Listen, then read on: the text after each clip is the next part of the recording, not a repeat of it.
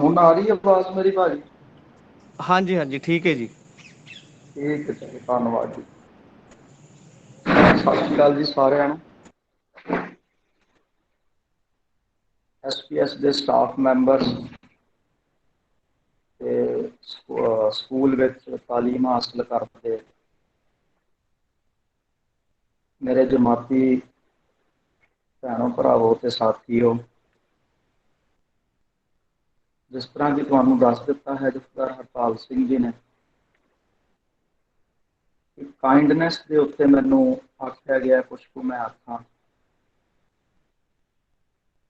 ਕਾइंडनेस ਸ਼ਬਦ ਦੀ ਜਦੋਂ ਅਸੀਂ ਗੱਲ ਕਰਦੇ ਹਾਂ, ਤੁਸੀਂ ਸਾਰੇ ਜਾਣੇ ਇਸ ਗੱਲ ਤੋਂ ਚੰਗੀ ਤਰ੍ਹਾਂ ਜਾਣੂ ਹੋ, ਕਾइंडनेस ਅਸੀਂ ਦਇਆ ਨੂੰ ਆਖਦੇ ਹਾਂ। ਇਸ ਦੇ ਅਗਰ ਅਸੀਂ ਸਿਨੋਨਿਮਸ ਵੇਖਾਂਗੇ, ਆਪਾਂ ਸਿੰਪਥੀ ਵੀ ਕਹਿ ਸਕਦੇ ਹਾਂ, ਨੋਬਲਨੈਸ ਵੀ ਕਹਿ ਸਕਦੇ ਹਾਂ, ਕਿਸੇ ਉੱਤੇ ਤਰਸ ਕਰਨਾ, ਮਿਹਰਬਾਨੀ ਕਰਨੀ, ਨੇਕੀ ਕਰਨੀ, ਮਰਸੀ ਵੀ ਆਪਾਂ ਸ਼ਬਦ ਵਰਤਦੇ ਹਾਂ। ਕਨਸੈਪਟ ਬਹੁਤ ਵੱਡਾ ਹੈ ਔਰ ਇਸ ਇੱਕ ਕਨਸੈਪਟ ਦੇ ਵਿੱਚ ਬਹੁਤ ਸਾਰੇ ਡਿਫਰੈਂਟ ਐਸਪੈਕਟਸ ਨੇ ਜਿਨ੍ਹਾਂ ਨੂੰ ਆਪਾਂ ਡਿਸਕਸ ਕਰ ਸਕਦੇ ਹਾਂ। ਪਰ ਮੇਰਾ ਇਹ ਵਿਚਾਰ ਸੀ ਆਪਾਂ ਸਾਰਾ ਕੁਛ ਥੋੜਾ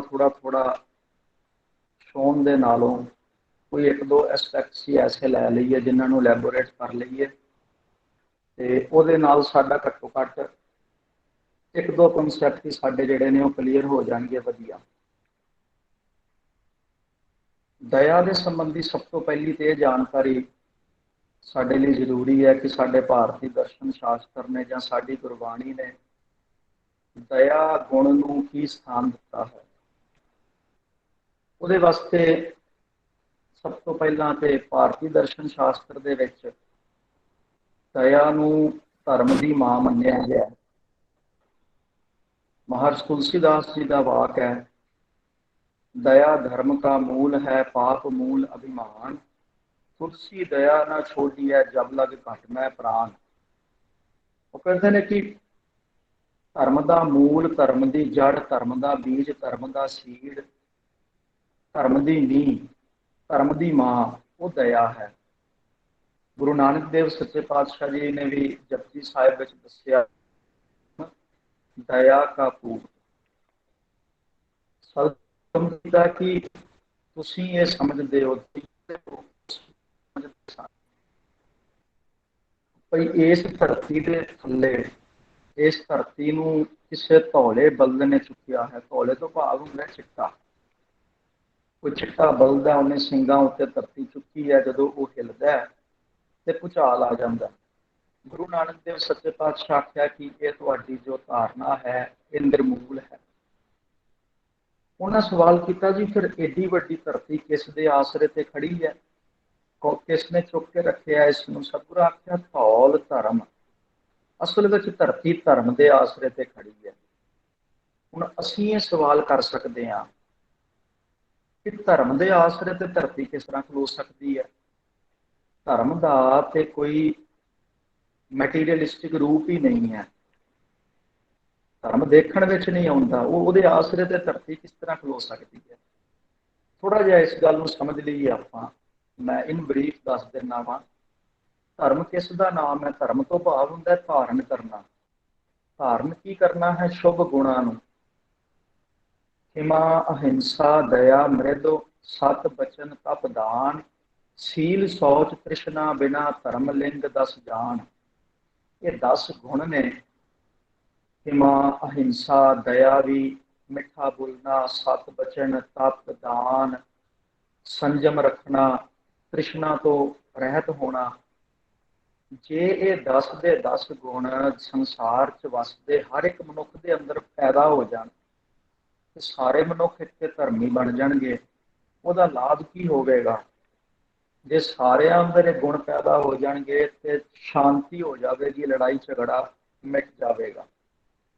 ਪਰ ਇਸ ਦੇ ਵਿਪਰੀਤ ਜੇ ਬਾਈ ਚਾਂਸ ਮੰਨ ਲਓ ਇਹ 10 ਗੁਣਾਂ ਦੀ ਥਾਂ ਤੇ ਕਾਮ, ਕ੍ਰੋਧ, ਲੋਭ, ਮੋਹ, ਹੰਕਾਰ, ਈਰਖਾ, ਨਿੰਦਿਆ, ਚੁਗਲੀ ਅਗਰ ਇਹ ਹਰ ਮਨੁੱਖ ਦੇ ਅੰਦਰ ਪੈਦਾ ਹੋ ਜਾਏ, ਜਿੰਨੇ ਅਸੀਂ ਸੰਸਾਰ 'ਚ ਵਸਦੇ ਹਾਂ, ਤੇ ਕੀ ਹੋਵੇਗਾ?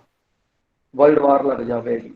ਔਰ ਇੱਕ ਐਸੀ ਵਰਲਡ ਵਾਰ ਜਿਹਦੇ ਵਿੱਚ ਸ਼ਾਇਦ ਅਸੀਂ ਕੁਝ ਦਿਨਾਂ ਦੇ ਵਿੱਚ ਹੀ ਸਮੁੱਚੀ ਮਨੁੱਖਤਾ ਦਾ, ਸਮੁੱਚੀ ਮਾਨਵਤਾ ਦਾ ਘਾਣ ਕਰ ਦਿਆਂਗੇ। ਤੋ ਧਰਮ ਵਸ ਰਿਹਾ ਹੈ, ਧਰਤੀ ਵਸ ਰਹੀ ਹੈ ਉਹਨਾਂ ਚਿਰ ਜਿੰਨਾ ਚਿਰ ਤੱਕ ਇੱਥੇ ਮਨੁੱਖ ਵਸ ਰਹੇ ਨੇ। ਮਨੁੱਖ ਕਿੰਨਾ ਚਿਰ ਤੱਕ ਵਸਣਗੇ? ਜਿੰਨਾ ਚਿਰ ਤੱਕ ਉਹਨਾਂ ਦੇ ਅੰਦਰ ਧਰਮ ਦੇ ਗੁਣ ਨੇ। ਪਰ ਜਿੱਦਣ ਝਗੜਾ ਸ਼ੁਰੂ ਹੋ ਜਾਵੇ, ਲੜਾਈ ਸ਼ੁਰੂ ਹੋ ਜਾਵੇ, ਉਦਣ ਸਾਰਾ ਸੰਸਾਰ ਲੜ ਕੇ ਕੁਝ ਦਿਨਾਂ ਵਿੱਚ, ਕੁਝ ਸਮੇਂ ਵਿੱਚ ਹੀ ਖਤਮ ਹੋ ਜਾਵੇਗਾ। ਜਦੋਂ ਮਨੁੱਖਤਾ ਖਤਮ ਹੋ ਗਈ, ਆਪੇ ਧਰਤੀ ਖਤਮ ਹੋ ਗਈ। ਧਰਤੀ ਦਾ ਅਸਤਿਤਵ ਤੇ ਮਾਨਵਤਾ ਦੇ ਨਾਲ ਹੈ, ਜੀਵਾਂ ਦੇ ਨਾਲ ਹੈ। ਜੀਵ ਖਤਮ ਹੋ ਗਏ, ਧਰਤੀ ਖਤਮ ਹੋ ਗਈ। ਇਸ ਕਰਕੇ ਗੁਰੂ ਨਾਨਕ ਦੇਵ ਜੀ ਨੇ ਆਖਿਆ ਵੀ ਅਸਲ ਵਿੱਚ ਧਰਤੀ ਧਰਮ ਦੇ ਆਸਰੇ ਤੇ ਖੜੀ ਹੈ। ਧੌਲ ਧਰਮ। ਤੇ ਪੁੱਛਿਆ ਜੀ ਧਰਮ ਕਿੱਥੋਂ ਪੈਦਾ ਹੋਇਆ? ਧਰਮ ਦਾ ਜਨਮ ਦੇਣ ਵਾਲਾ ਕੌਣ ਹੈ? ਗੁਰੂ ਨਾਨਕ ਦੇਵ ਪਾਤਸ਼ਾਹ ਕਹਿੰਦੇ ਨੇ ਦਇਆ ਕਾ ਪੂਤ। ਦਇਆ ਨੇ ਇਸ ਨੂੰ ਜਨਮ ਦਿੱਤਾ, ਦਇਆ ਇਸ ਦੀ ਮਾਂ ਹੈ। ਦਇਆ ਤੋਂ ਬਿਨਾਂ ਧਰਮ ਨਹੀਂ ਸੀ ਪੈਦਾ ਹੋ ਸਕਦਾ। ਗੁਰੂ ਗੋਬਿੰਦ ਸਿੰਘ ਸੱਚੇ ਪਾਤਸ਼ਾਹ ਜਦੋਂ ਖਾਲਸਾ ਪੰਥ ਸਾਜਿਆ, ਸਭ ਤੋਂ ਪਹਿਲਾ ਪਿਆਰਾ ਆਇਆ ਭਾਈ ਦਇਆ ਰਾਮ। ਦੂਸਰਾ ਜਦੋਂ ਪਿਆਰਾ ਆਇਆ ਉਸ ਦਾ ਨਾਮ ਸੀ ਧਰਮ ਚੰਦ। ਇਤਫਾਕਨ ਕਹਿ ਲਓ, ਗੁਰੂ ਕੀ ਕਰਾਮਾਤ ਕਹਿ ਲਓ। ਸਤਿਗੁਰੂ ਗੋਬਿੰਦ ਸਿੰਘ ਸੱਚੇ ਪਾਤਸ਼ਾਹ ਵਿਚਾਰਵਾਨਾਂ ਦੇ ਵਿਚਾਰ ਨੇ ਕਿ ਹੁਕਮ ਕੀਤਾ, ਜਦੋਂ ਦਇਆ ਰਾਮ ਆਇਆ ਸੀ, ਮੈਨੂੰ ਉਦੋਂ ਹੀ ਪਤਾ ਲੱਗ ਗਿਆ ਸੀ ਕਿ ਦਇਆ ਆਈ ਹੈ, ਮਾਂ ਆ ਗਈ ਹੈ, ਤੇ ਪੁੱਤ ਵੀ ਆਵੇਗਾ, ਧਰਮ ਵੀ ਜ਼ਰੂਰ ਆਵੇਗਾ। ਇਸ ਕਰਕੇ ਅਗਲਾ ਪਿਆਰਾ ਧਰਮ ਚੰਦ ਆ ਗਿਆ। ਭਾਵ ਦਇਆ ਦਾ ਇਹ ਸਥਾਨ ਹੈ, ਦਇਆ ਦਾ ਇਹ ਸਰੂਪ ਹੈ, ਜਿਸ ਨੂੰ ਧਰਮ ਦਾ ਵੀ ਮੂਲ ਮੰਨਿਆ ਗਿਆ। ਜਿਸ ਗੁਣ ਨੂੰ, ਉਹ ਕਿੱਡਾ ਕੁ ਮਹਾਨ ਹੋਵੇਗਾ। ਔਰ ਦਇਆ ਗੁਣ ਇੱਕ ਐਸਾ ਹੈ, ਜਿਸ ਤਰ੍ਹਾਂ ਜਿਹੜਾ ਮੈਨੂੰ ਤੁਸੀਂ ਟੌਪਿਕ ਦਿੱਤਾ ਸੀ, ਉਹਦੇ ਵਿੱਚ ਵੀ ਇਹ ਸ਼ਬਦ ਸਨ ਕਿ ਦਇਆ is the gift that everyone can afford to give. ਇੱਕ ਐਸਾ ਗੁਣ ਜਿਹੜਾ ਤੁਸੀਂ ਕਿਸੇ ਨੂੰ ਵੀ ਦੇ ਸਕਦੇ ਹੋ, ਜਦੋਂ ਮਰਜ਼ੀ ਦੇ ਸਕਦੇ ਹੋ। ਔਰ ਇਹ ਯਾਦ ਰੱਖਣਾ,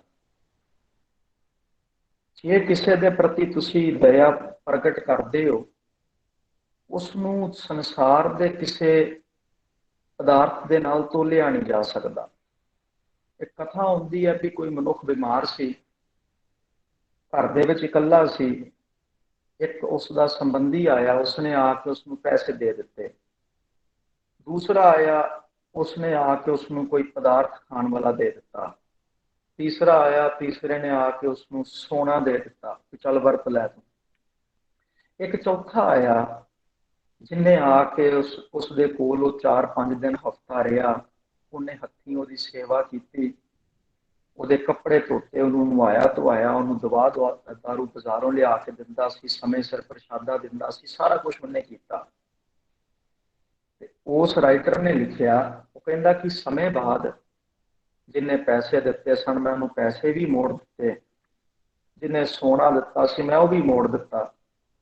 ਜਿਹੜਾ ਮੇਰੇ ਘਰੇ ਫਲ ਫਰੂਟ ਲੈ ਕੇ ਆਇਆ ਸੀ, ਮੈਂ ਉਹ ਵੀ ਉਹਨੂੰ ਮੋੜ ਦਿੱਤਾ। ਪਰ ਮੈਂ ਸੋਚਦਾ, ਜਿੰਨੇ ਮੇਰੇ ਨਾਲ ਇੰਨੀ ਸਿੰਪਥੀ ਵਿਖਾਈ, ਜਿੰਨੇ ਮੇਰੇ ਪ੍ਰਤੀ ਇੰਨੀ ਦਇਆ ਵਿਖਾਈ, ਜਿੰਨੇ ਮੇਰੇ ਪ੍ਰਤੀ ਇੰਨੀ ਕਾਈਂਡਨੈਸ ਵਿਖਾਈ, ਮੈਂ ਇਹਨੂੰ ਹੁਣ ਇਹਦੇ ਇਲਜ਼ਾਮੇ ਵਜੋਂ ਕੀ ਦਿਆਂ?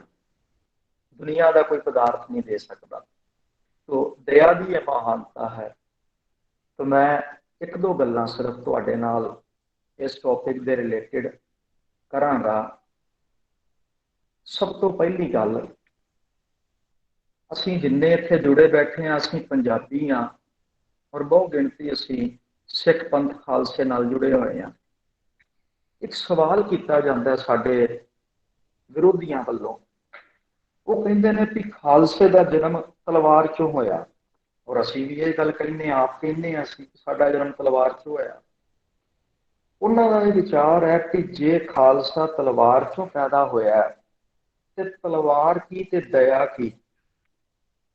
ਜਿੱਥੇ ਤਲਵਾਰ ਆ ਗਈ, ਤਲਵਾਰ ਦਾ ਕੰਮ ਤੇ ਕਿਸੇ ਨੂੰ ਕੱਟਣਾ ਹੈ, ਪਰ ਦਇਆ ਦਾ ਕਰਮ ਤੇ ਇਹ ਹੈ ਕਿ ਕਿਸੇ ਨੂੰ ਕੱਟਦੇ ਹੋਏ ਨੂੰ ਬਚਾਉਣਾ। ਤਲਵਾਰ ਦਾ ਕੰਮ ਤੇ ਕਿਸੇ ਦੀ ਹੋਂਦ ਨੂੰ, ਕਿਸੇ ਦੇ ਅਸਤਿਤਵ ਨੂੰ ਨਾਸ਼ ਕਰਨਾ ਹੈ। ਦਇਆ ਦਾ ਕੰਮ ਹੈ ਕਿਸੇ ਦੀ ਹੋਂਦ ਨੂੰ, ਕਿਸੇ ਦੀ ਐਗਜ਼ਿਸਟੈਂਸ ਨੂੰ ਬਰਕਰਾਰ ਰੱਖਣਾ।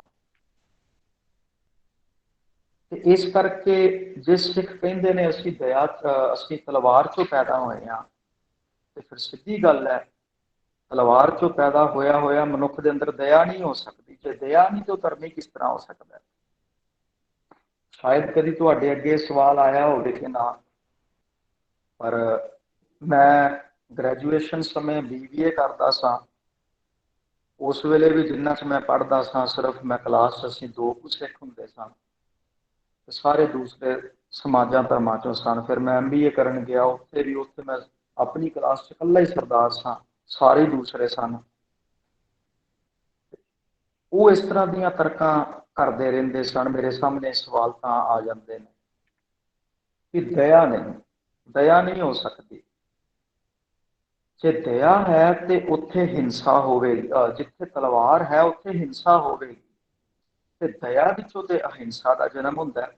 ਇਸ ਕਰਕੇ ਦੋਵੇਂ ਇੱਕ ਦੂਸਰੇ ਦੇ ਵਿਪਰੀਤ ਨੇ, ਤੇ ਜੇ ਵਿਪਰੀਤ ਨੇ ਤੇ ਤਲਵਾਰਧਾਰੀ ਧਰਮੀ ਕਿਸ ਤਰ੍ਹਾਂ ਹੋ ਸਕਦਾ ਹੈ। ਇਸ ਕਨਸੈਪਟ ਨੂੰ ਸਮਝਿਓ ਤੁਸੀਂ ਥੋੜਾ ਜਿਹਾ। ਇਹਨੂੰ ਵੀ ਮੈਂ ਬਹੁਤ ਲੰਬਾ ਨਹੀਂ ਕਰਦਾ, ਸਮਾਂ ਆਪਣੇ ਕੋਲ ਘੱਟ ਹੈ, ਤੁਸੀਂ ਸਿਆਣੇ ਸਰੋਤੇ ਹੋ, ਥੋੜੀ ਗੱਲ ਨੂੰ ਬਹੁਤਾ ਸਮਝਣਾ। ਇਸ ਗੱਲ ਦਾ ਜਵਾਬ ਦਿੱਤਾ ਗੁਰੂ ਗੋਬਿੰਦ ਸਿੰਘ ਸੱਚੇ ਪਾਤਸ਼ਾਹ ਜੀ ਨੇ, ਜਦੋਂ ਉਹਨਾਂ ਜ਼ਫਰਨਾਮਾ ਲਿਖਿਆ ਔਰੰਗਜ਼ੇਬ ਬਾਦਸ਼ਾਹ ਨੂੰ।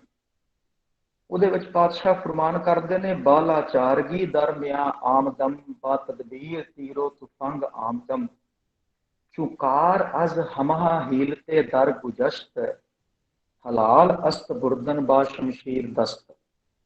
ਗੁਰੂ ਗੋਬਿੰਦ ਸਿੰਘ ਸੱਚੇ ਪਾਤਸ਼ਾਹ ਕਹਿੰਦੇ ਨੇ, ਮੈਂ ਜ਼ਾਲਮ ਦੇ ਅੱਗੇ ਹੱਥ ਜੋੜੇ, ਜ਼ਾਲਮ ਤੁਰਿਆ ਆ ਰਿਹਾ ਸੀ, ਮੈਂ ਉਹਦੇ ਅੱਗੇ ਹੱਥ ਜੋੜੇ ਕਿ ਤੂੰ ਆਪਣਿਆਂ ਪੈਰਾਂ ਹੇਠਾਂ, ਆਪਣੀ ਤਲਵਾਰ ਹੇਠਾਂ ਨਿਤਾਣੇ ਨਿਮਾਣੇ ਗਰੀਬ ਲੋਕਾਂ ਨੂੰ ਨਾ ਕੁਚਲ।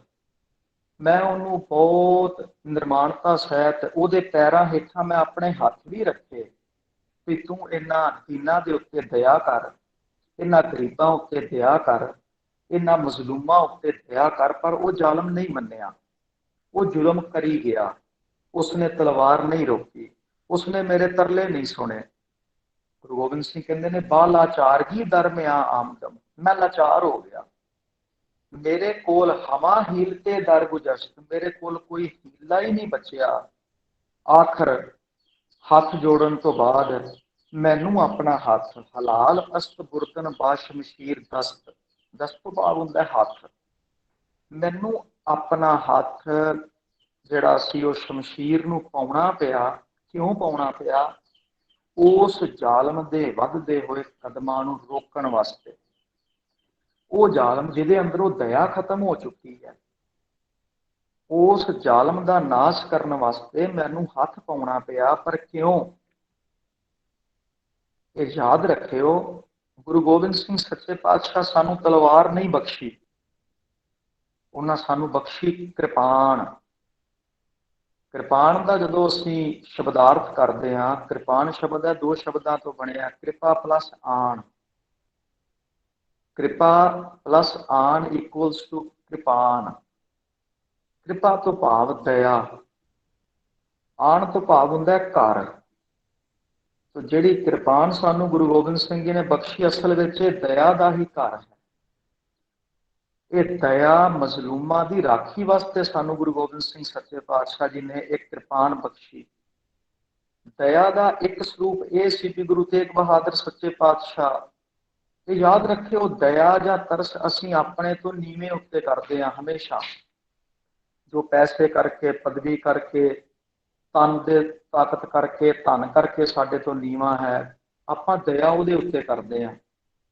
ਜੇ ਕਸ਼ਮੀਰੀ ਪੰਡਤ ਇਕੱਠੇ ਹੋ ਕੇ ਆਉਂਦੇ ਨੇ, ਗੁਰੂ ਤੇਗ ਬਹਾਦਰ ਸੱਚੇ ਪਾਤਸ਼ਾਹ ਉਹਨਾਂ ਉੱਤੇ ਦਇਆ ਕਰਦੇ ਨੇ, ਔਰ ਦਇਆ ਦਾ ਇੱਕ ਸਰੂਪ ਇਹ ਹੈ ਭਈ ਉਹ ਜਾ ਕੇ ਸ਼ਹਾਦਤ ਦਿੰਦੇ ਨੇ, ਇਹ ਵੀ ਤੇ ਦਇਆ ਹੈ। ਦੂਸਰਾ ਸਰੂਪ ਇਹ ਹੈ ਕਿ ਗੁਰੂ ਗੋਬਿੰਦ ਸਿੰਘ ਸੱਚੇ ਪਾਤਸ਼ਾਹ ਤਲਵਾਰ ਚੁੱਕਦੇ ਨੇ, ਉਹ ਵੀ ਦਇਆ ਵਾਸਤੇ। ਇਸ ਨੂੰ ਇਸ ਤਰ੍ਹਾਂ ਸਮਝ ਲਓ,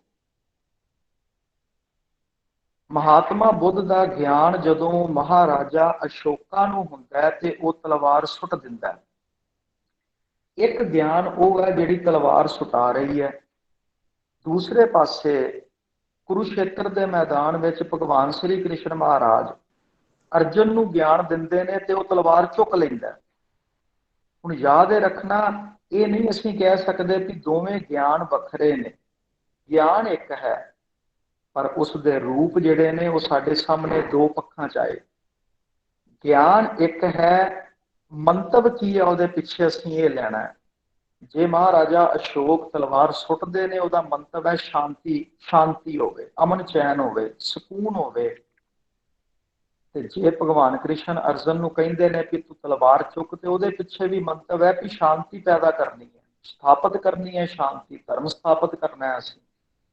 ਜੇ ਗੁਰੂ ਤੇਗ ਬਹਾਦਰ ਸੱਚੇ ਪਾਤਸ਼ਾਹ ਸ਼ਹਾਦਤ ਦਿੰਦੇ ਨੇ, ਗੁਰੂ ਗੋਬਿੰਦ ਸਿੰਘ ਕਹਿੰਦੇ ਨੇ ਤਿਲਕ ਜੰਜੂ ਰਾਖਾ ਪ੍ਰਭਤਾ ਕਾ। ਗੁਰੂ ਤੇਗ ਬਹਾਦਰ ਸੱਚੇ ਪਾਤਸ਼ਾਹ ਜੋ ਆਪਣੀ ਸ਼ਹਾਦਤ ਦਿੱਤੀ, ਉਹ ਧਰਮ ਦੀ ਖਾਤਰ ਦਿੱਤੀ, ਉਹ ਪ੍ਰਭਤਾ ਦੀ ਖਾਤਰ ਦਿੱਤੀ। ਪ੍ਰਭਤਾ ਤੋਂ ਭਾਵ ਹੁੰਦਾ ਹੈ ਆਈਡੈਂਟੀਟੀ।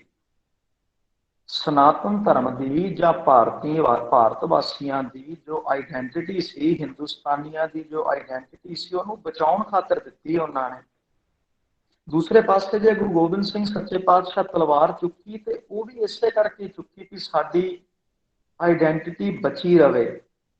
ਅਸੀਂ ਆਪਣੇ ਬਚਾਅ ਵਾਸਤੇ ਉਹ ਤਲਵਾਰ ਚੁੱਕੀ। ਉਸ ਤਲਵਾਰ ਦੇ ਵਿੱਚੋਂ ਵੀ ਦਇਆ ਹੀ ਨਿਕਲੀ, ਇਹ ਯਾਦ ਰੱਖਣਾ ਹੈ। ਅਸੀਂ ਉਸ ਤਲਵਾਰ ਵਿੱਚੋਂ ਵੀ ਦਇਆ ਹੀ ਨਿਕਲੀ। ਇਸ ਕਨਸੈਪਟ ਨੂੰ ਸੌਖੇ ਤਰੀਕੇ ਸਮਝ ਲਈਏ ਕਿ ਭਾਈ ਕਨ੍ਹਈਆ ਗੁਰੂ ਗੋਬਿੰਦ ਸਿੰਘ ਸੱਚੇ ਪਾਤਸ਼ਾਹ ਜੀ ਦਾ ਸਿੱਖ ਦਇਆ ਨਾਲ ਭਰਪੂਰ ਹੈ, ਦੁਸ਼ਮਣਾਂ ਨੂੰ ਵੀ ਪਾਣੀ ਪਿਆਉਂਦਾ। ਤੁਸੀਂ ਬਹੁਤ ਵਾਰੀ ਇਹ ਸਾਖੀ ਸੁਣੀ ਹੈ। ਦੂਸਰੇ ਪਾਸੇ ਗੁਰੂ ਗੋਬਿੰਦ ਸਿੰਘ ਸੱਚੇ ਪਾਤਸ਼ਾਹ ਤਲਵਾਰ ਫੜ ਕੇ ਲੜਦੇ ਨੇ ਪਏ, ਪਰ ਜਦੋਂ ਉਹ ਭਾਈ ਕਨ੍ਹਈਆ ਗੁਰੂ ਗੋਬਿੰਦ ਸਿੰਘ ਪਾਸ ਆਉਂਦਾ, ਉਹਦੀ ਸ਼ਿਕਾਇਤ ਹੁੰਦੀ ਹੈ ਜੀ ਇਹ ਦੁਸ਼ਮਣਾਂ ਨੂੰ ਵੀ ਪਾਣੀ ਪਿਆ ਰਿਹਾ ਹੈ। ਉਸ ਵੇਲੇ ਗੁਰੂ ਗੋਬਿੰਦ ਸਿੰਘ ਜੀ ਦਾ ਪ੍ਰਤੀਕਰਮ ਕੀ ਹੈ? ਉਸ ਵੇਲੇ ਉਹਨਾਂ ਦਾ ਉਹਦੇ ਪ੍ਰਤੀ ਵਿਚਾਰ ਕੀ ਹੈ? ਗੁਰੂ ਗੋਬਿੰਦ ਸਿੰਘ ਸੱਚੇ ਪਾਤਸ਼ਾਹ ਨੂੰ ਡਾਂਟਦੇ ਨਹੀਂ। ਯਾਦ ਰੱਖਣਾ, ਤਲਵਾਰ ਹੱਥ 'ਚ ਫੜਿਆ ਹੋਇਆ ਵੀ ਦਇਆ ਹੈ, ਕਰੂਰਤਾ ਨਹੀਂ, ਜ਼ੁਲਮ ਨਹੀਂ। ਜ਼ੁਲਮ ਨੂੰ ਮਿਟਣਾ ਹੈ। ਗੁਰੂ ਗੋਬਿੰਦ ਸਿੰਘ ਸੱਚੇ ਪਾਤਸ਼ਾਹ ਉਸੇ ਵਕਤ ਉਹਨੂੰ ਜਵਾਬ ਇਹ ਦਿੰਦੇ ਨੇ, ਭਾਈ ਜਿੱਥੇ ਤੂੰ ਪਾਣੀ ਪਿਆਉਣਾ, ਉੱਥੇ ਨਾਲ ਆਪਣੀ ਜੇਬ ਵਿੱਚੋਂ ਮਲਮ ਦੀ ਡੱਬੀ ਕੱਢ ਕੇ ਉਹਨੂੰ ਫੜਾਉਂਦੇ ਨੇ। ਕਹਿੰਦੇ ਨੇ ਆ ਮਲਮ ਦੀ ਫਟਣਾ ਉੱਤੇ ਲਾ ਦਿਆ ਕਰ। ਮਲਮ ਦੀ ਡੱਬੀ ਆਪਣੇ ਹੱਥੀਂ ਉਸ ਸਿੱਖ ਦੇ ਹੱਥ ਫੜਾਈ, ਡੱਬੀ ਦੇ ਕੇ ਕਹਿੰਦੇ ਸਿੱਖਾ ਸੇਵਾ ਹੋਰ ਕਮਾਉਂਦਾ ਜਾਵੀਂ, ਹਰ ਫੱਟੜ ਪਾਣੀ ਦੇ ਨਾਲ ਫੱਟਾਂ ਉੱਤੇ ਮਲਮ ਦੀ ਥੋੜੀ ਲਾਂਦਾ ਜਾਵੀਂ।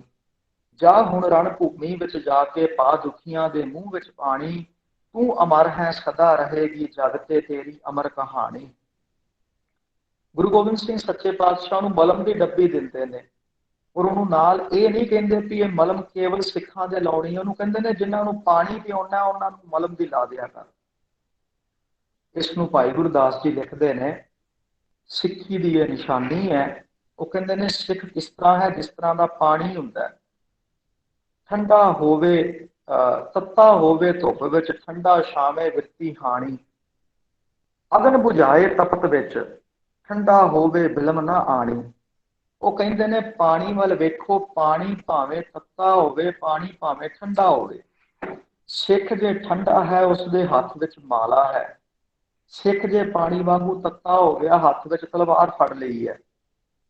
ਪਰ ਇਹ ਯਾਦ ਰੱਖਣਾ, ਪਾਣੀ ਭਾਵੇਂ ਤੱਤਾ ਹੋਵੇ, ਪਾਣੀ ਭਾਵੇਂ ਠੰਡਾ ਹੋਵੇ, ਉਹਨੂੰ ਅੱਗ ਦੇ ਉੱਤੇ ਪਾ ਦਿਓ, ਉਹ ਅੱਗ ਨੂੰ ਬੁਝਾ ਹੀ ਦੇਵੇਗਾ। पानी गर्म होवे पानी ठंडा होवे इस गल नाल फर्क नहीं पैंदा। ਜਦੋਂ ਉਸ ਬਲ ਦੀ ਅੱਗ ਤੇ ਪਾ ਦਿਓਗੇ ਉਸ ਨੂੰ ਬੁਝਾ ਕੇ ਰੱਖ ਦੇਵੇਗਾ। ਸਿੱਖ ਹੱਥ ਵਿੱਚ ਮਾਲਾ ਫੜ ਕੇ ਬੈਠਾ ਹੈ ਜਾਂ ਤਲਵਾਰ ਫੜ ਕੇ ਬੈਠਾ ਹੈ ਇਸ ਗੱਲ ਨਾਲ ਫਰਕ ਨਹੀਂ ਪੈਂਦਾ। ਉਸ ਦੀ ਮਾਲਾ ਵੀ ਸ਼ਾਂਤੀ ਸਥਾਪਿਤ ਕਰਨ ਲਈ ਹੈ, ਉਸ ਦੀ ਤਲਵਾਰ ਵੀ ਸ਼ਾਂਤੀ ਸਥਾਪਿਤ ਕਰਨ ਵਾਸਤੇ ਹੈ। ਉਸ ਦੀ ਮਾਲਾ ਚੋਂ ਵੀ ਦਇਆ ਹੈ, ਉਸ ਦੀ ਤਲਵਾਰ ਚੋਂ ਵੀ, ਉਸ ਦੀ ਕਿਰਪਾਨ ਚੋਂ ਵੀ ਦਇਆ ਨਿਕਲੇਗੀ। ਤੋ ਇਸ ਕਨਸੈਪਟ ਨੂੰ ਆਪਾਂ ਸਮਝਣਾ ਹੈ। ਜੇ ਸਾਨੂੰ ਕੋਈ ਇਹ ਆਖਦਾ ਕਿ ਤੁਸੀਂ ਸਿੱਖ ਹੋ ਕੇ, ਸਿੱਖ ਦਾ ਤਲਵਾਰ ਤੋਂ ਜਨਮ ਹੋਇਆ, ਤਲਵਾਰ ਹਿੰਸਾ ਦਾ ਪ੍ਰਤੀਕ ਹੈ, ਇਹ ਕਿਸ ਤਰ੍ਹਾਂ ਹੋ ਸਕਦਾ ਵੀ ਸਿੱਖੀ ਦਇਆ ਦੀ ਗੱਲ, ਸਿੱਖ ਤੁਸੀਂ ਹੋ ਕੇ ਦਇਆ ਦੀ ਗੱਲ ਕਰੋ। ਤੇ ਯਾਦ ਰੱਖਣਾ ਇਸ ਤਰ੍ਹਾਂ ਦੀ ਗੱਲ ਨਹੀਂ ਹੈ। ਸਾਡੀ ਤਲਵਾਰ ਵਿੱਚੋਂ ਵੀ ਦਇਆ ਹੀ ਨਿਕਲੀ ਹੈ। ਮਜ਼ਲੂਮਾਂ ਦੀ ਰਾਖੀ ਵਾਸਤੇ ਤਲਵਾਰ ਹੈ ਸਾਡੇ ਪਾਸ, ਕਿਰਪਾਨ ਹੈ, ਤਲਵਾਰ ਨਹੀਂ ਹੈ। ਕਿਰਪਾ ਦਾ ਘਰ ਇੱਕ ਗੱਲ। दूसरा एस्पैक्ट इस का अगर असं देखिए वो ये है दया का, जो गुरबाणी में आया। साढ़े गुरु साहबाना ने आख्या कि दयालन सर्वत्र जिया, दुख ना गई किसे जिया। साढ़े गुरु साहबाना आख्या कि सारे जीवां उत्ते दया करनी है, किसी को दुखी ना कर, सारे जीवां प्रति तेरी हमदर्दी होवे।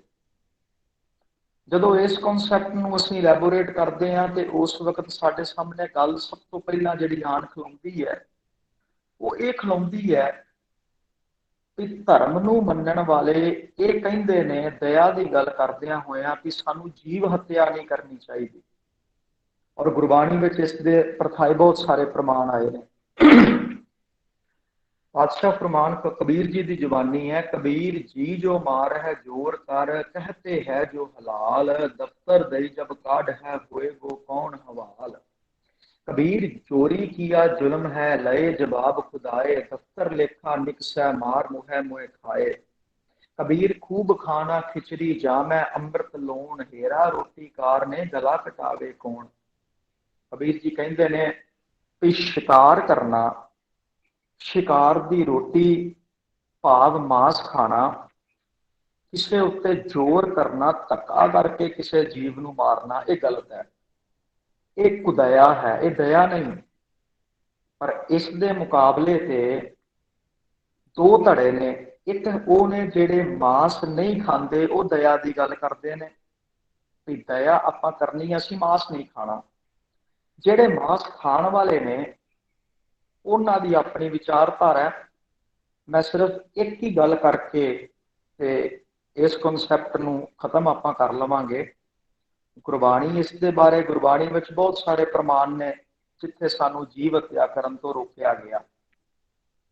पर जेड़े खाण वाले ने उन्हां दा ये विचार है, वो ये तर्क रखते हैं साडे सामने, आखे जी जे तुसीं ये कहंदे हो भी जीव हत्या नहीं करनी, जीव तो भाव की है। सब तो पहला तो यह समझो जीव तो भाव होंदा है, इंग्लिश का एक शब्द है बीइंग। बीइंग नूं ही असीं जीव कहने, जीव के होर भी बहुत सारे अर्थ ने। जीव आत्मा नूं भी असीं जीव कहने आ, प्राणी मात्र नूं असीं जीव कहने आ।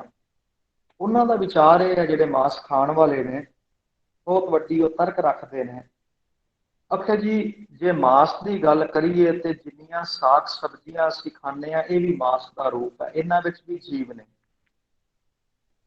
फिर असीं साग सब्जियां क्यों खाने आ? एक पासे असीं कहने असीं मांस नहीं खाते, दूसरे पासे साग सब्जियां जिन्नियां ने ये भी मांस का ही एक स्वरूप है और गुरबाणी का वो प्रमाण दिंदे ने। याद रखियो दूसरा प्रमाण वो ये दिंदे ने कि गुरु नानक देव सच्चे पातशाह हुक्म किया कि तेरी मां और तेरा पिता भी मांस का स्वरूप सन, उन्हां दे विचों तू मांस ही पैदा होया, तेरी घर वाली भी मांस है, तेरे भैन भरा भी मांस ने, तू मांस तो बच नहीं सकता।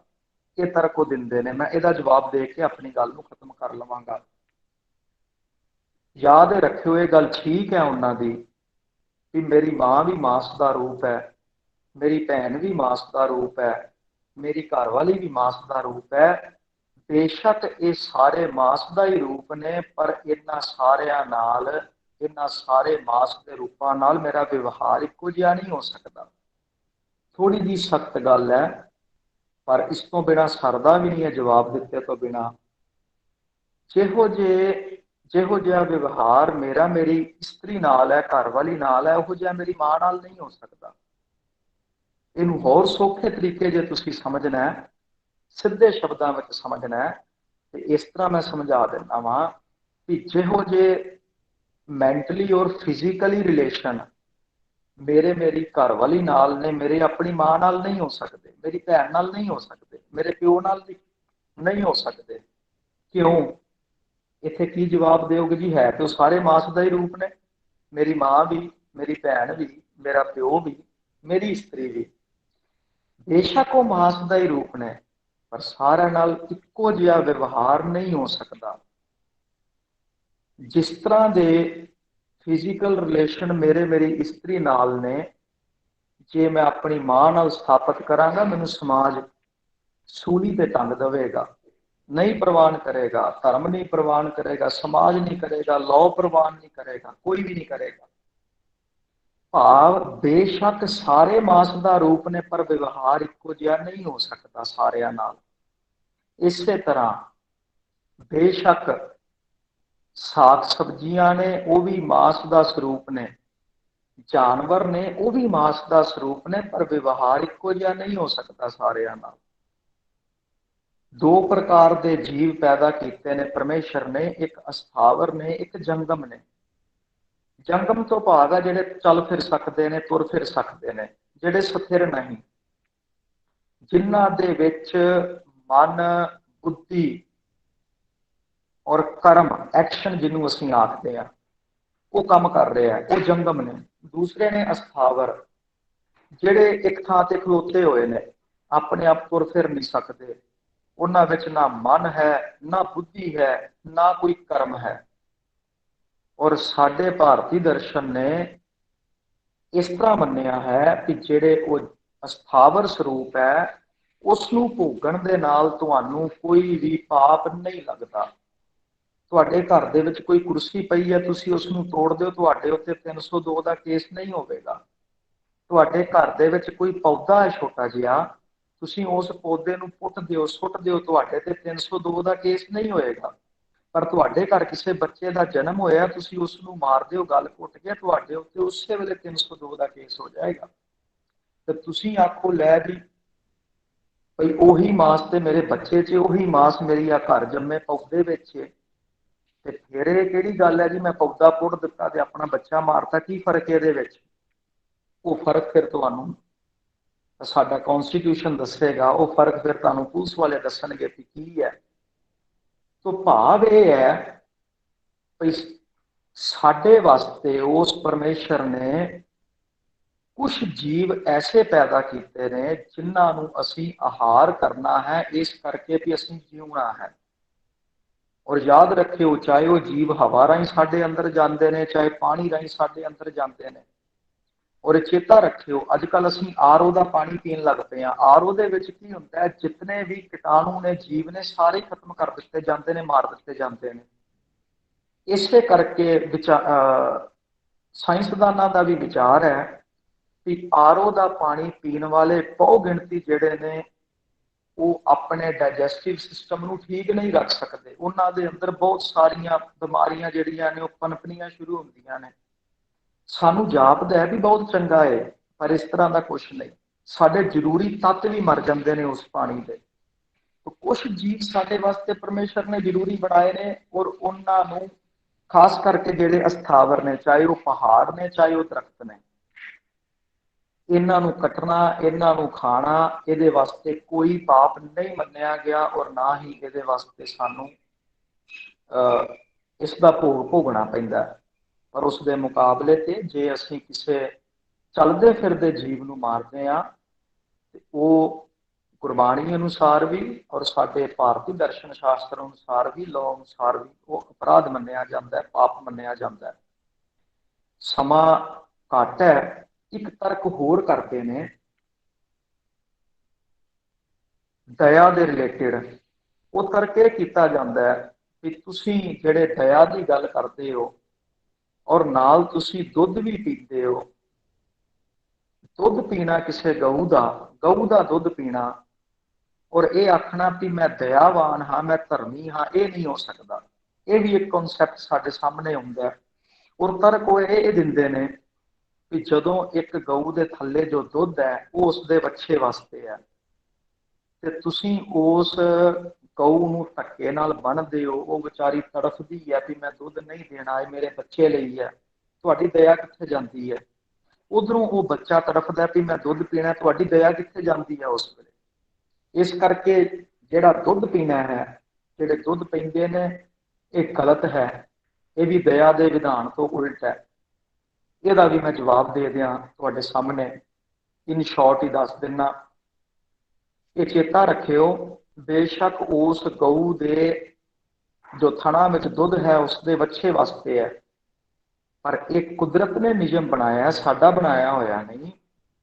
ਭਈ ਜੇ 4 ਥਣਾ ਵਿੱਚ ਜਿੰਨਾ ਦੁੱਧ ਉਸ ਗਊ ਦੇ ਥੱਲੇ ਹੈ, ਜੇ ਉਹ ਸਾਰੇ ਦਾ ਸਾਰਾ ਤੁਸੀਂ 2 ਸਮੇਂ, 2 ਸਵੇਰੇ ਸ਼ਾਮ, ਉਸ ਬੱਚੇ ਜਾਂ ਬੱਚੀ ਨੂੰ ਪਿਆਣਾ ਸ਼ੁਰੂ ਕਰ ਦੋਗੇ, ਉਹ ਬਿਮਾਰ ਹੋ ਜਾਏਗਾ।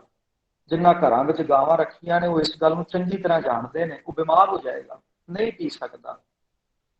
ਕੁਦਰਤ ਨੇ ਵਿਧਾਨ ਬਣਾਇਆ ਹੈ ਵੀ ਉਹ ਨਹੀਂ ਪੀ ਸਕਦਾ।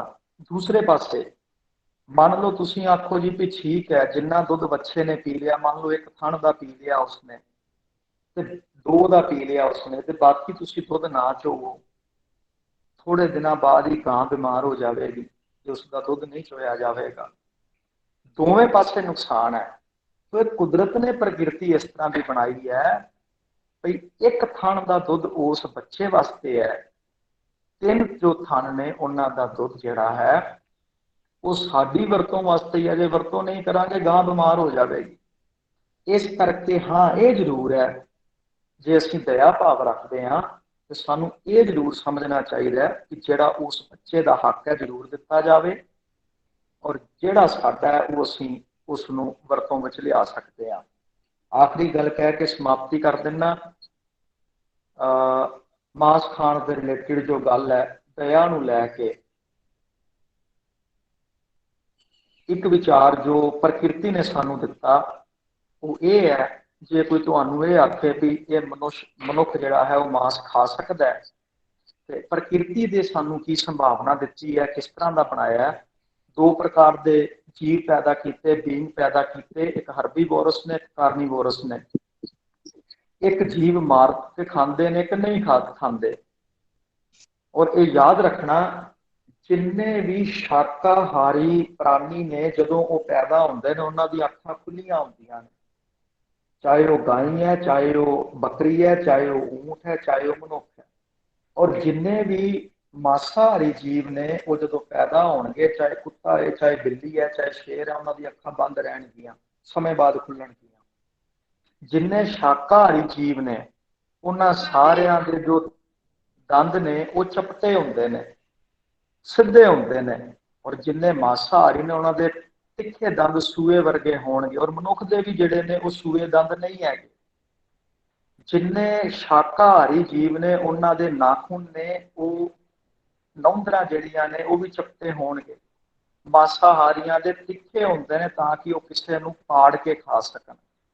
ਮਨੁੱਖ ਦੇ ਨਾਖੂਨਾਂ 'ਚ ਤਾਕਤ ਨਹੀਂ ਕਿ ਉਹ ਕਿਸੇ ਜੀਵ ਨੂੰ ਪਾੜ ਕੇ ਖਾ ਲਵੇ।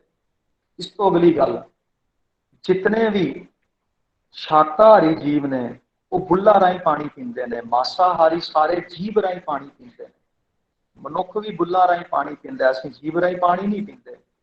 ਜਿੰਨੇ ਸ਼ਾਕਾਹਾਰੀ ਜੀਵ ਨੇ ਉਹਨਾਂ ਦੀ ਜੋ ਇੰਟੈਸਟਾਈਨ ਹੁੰਦੀ ਹੈ, ਜਿਹਨੂੰ ਅਸੀਂ ਆਂਤੜੀਆਂ ਕਹਿੰਦੇ ਹਾਂ, ਉਹ ਲੰਬੀ ਹੁੰਦੀ ਹੈ, ਤਕਰੀਬਨ ਲਗਭਗ, ਜੇ ਮੈਂ ਭੁੱਲਦਾ ਨਾ ਹੋਵਾਂ, ਸ਼ਾਇਦ 1 ਪੁਆਇੰਟ ਸਮਥਿੰਗ ਮੀਟਰ ਸਾਡੀ ਜਿਹੜੀ ਇੰਟੈਸਟਾਈਨ ਹੈ, ਸਾਡੀ ਆਂਤੜੀ ਜਿਹੜੀ ਹੈ ਮਨੁੱਖ ਦੀ, ਉਹ ਹੁੰਦੀ ਹੈ ਲਗਭਗ